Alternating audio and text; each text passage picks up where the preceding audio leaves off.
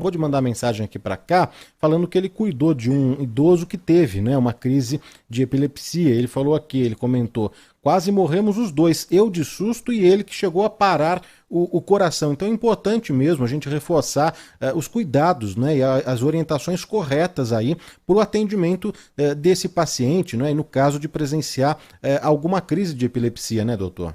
Perfeito. Eu até explico para o paciente, eu sou médico, sou neurocirurgião. Se eu presenciar uma crise, se eu estiver até no hospital com o paciente tendo a crise, o que a gente faz basicamente?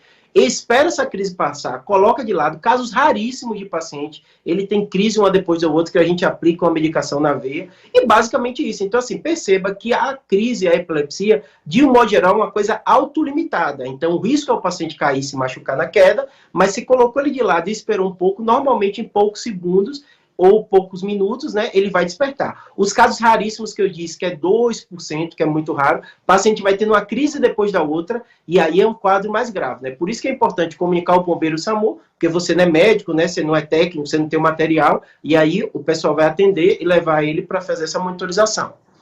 Mas então, depois de uma crise, depois desse primeiro atendimento, colocar o paciente num local seguro, acionar, não é, o SAMU, o Corpo de Bombeiros, uma ajuda médica, esse paciente é encaminhado para um hospital e ele se recupera, ele precisa tomar alguma medicação, ele precisa ficar em observação, como que é feito o pós? Perfeito. A gente médico pergunta, você já teve crise? É a pergunta básica, né? Se ele não estiver consciente com a família. Sendo a primeira crise, você tem que fazer uma bateria de exames. Aí envolve ressonância, eletro, né? Ver exame de sangue, porque tem causas metabólicas, como eu citei, né? Uma vez que o paciente tem sempre crise, e o paciente de epilepsia fala, eu tenho sempre crise, eu esqueci de tomar o remédio, você medica ele, observa um pouquinho e na maioria das vezes libera. Uma ou outra vez você precisa de um exame mais específico, porque pacientes assim já tem muito tempo sem ter crise, né? Porque a gente sabe, como eu falei, AVC pode dar crise, né? Tumores pode dar crise. Então a cabeça da gente médica é assim, já tem a doença, já tem o diagnóstico, você toma uma conduta. É a primeira vez, você toma outra conduta. A Ana Carolina Sola no chat do YouTube, o Milton Goya, Flávio Oliveira, Fabiano Pimentel, a Regina Missali de São Carlos, Luiz Monteiro, o Antônio, Devanir Vigilato. Tem pergunta aqui do Fabiano Pimentel. Epilepsia, o tratamento era com choque antigamente? Ele pergunta se o tratamento para epilepsia era com choque antigamente. Procede isso, doutor? Não. O que acontece é o seguinte, tem muito mito. Toda doença que envolve a mente, o comportamento, as pessoas, historicamente, eu conto até para os meus pacientes, eu sou evangélico, eu até conto assim, até na própria Bíblia, você às vezes vê histórias sobre isso, né? O jovem epiléptico, o jovem endemoniado, então as pessoas têm muito preconceito com isso. O tratamento da epilepsia é medicamento.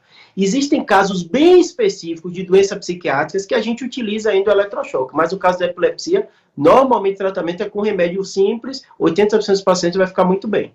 O Milton Goya quer saber com quais doenças, outras doenças, a gente pode confundir aí os sintomas de epilepsia. Pode ser o que se não for epilepsia, então, doutor? A hipoglicemia, o açúcar baixo, a pessoa perde a consciência. Então, você vê alguém desmaiado, né? Você não é médico, você pode confundir. A pressão baixa, então, às vezes o paciente tem uma hipotensão, então ele realmente cai, ele desfalece. Além disso, pacientes que têm outras doenças que acabam confundindo, como o AVC, um aneurisma, né? O paciente tem um quadro agudo, pode também confundir. E tem aqueles que eu falei, as psicossomáticas. Então, você vê alguém, né, que tem uma doença psiquiátrica, né, que tem alucinações, tudo, às vezes pode confundir também, porque ele grita, ele cai, ele se debate. Tem mais perguntas